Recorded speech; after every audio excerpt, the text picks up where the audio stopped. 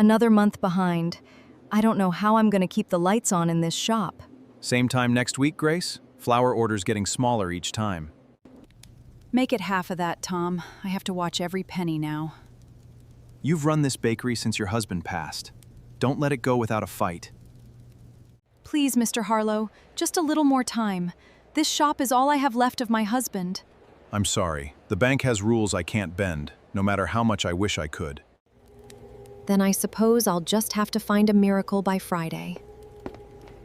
Mom, I heard you on the phone. Is everything okay? Everything's fine, sweetheart. Don't you worry about grown-up things.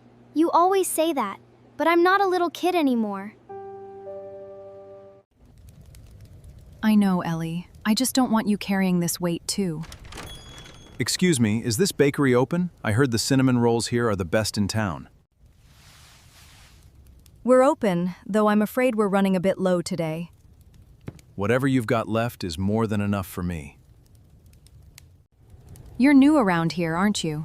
I haven't seen your face before. Just passing through, but something told me to stop at this corner. Mom bakes the best rolls in the whole state. Everyone says so. I believe it. This is the kind of place a town needs.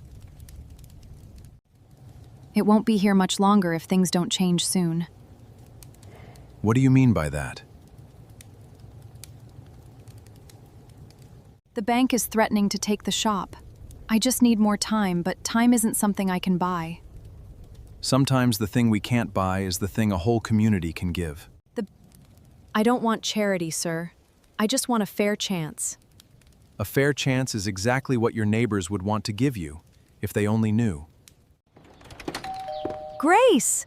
I heard the bank's been calling the shop again. News travels fast on Maple Street, doesn't it? It does when the whole street loves you like family. I appreciate that, Mrs. Peterson, truly. But love doesn't pay a mortgage. I mean, I'm calling every family on this street tonight. Please don't trouble anyone on my account. I don't know what to say. I've never had to ask anyone for help before. You didn't ask. We're just paying attention, same as you always have for us.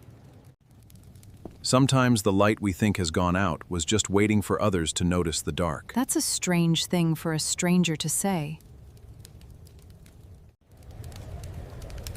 Maybe I'm not as much of a stranger as I seem. Mom, look outside!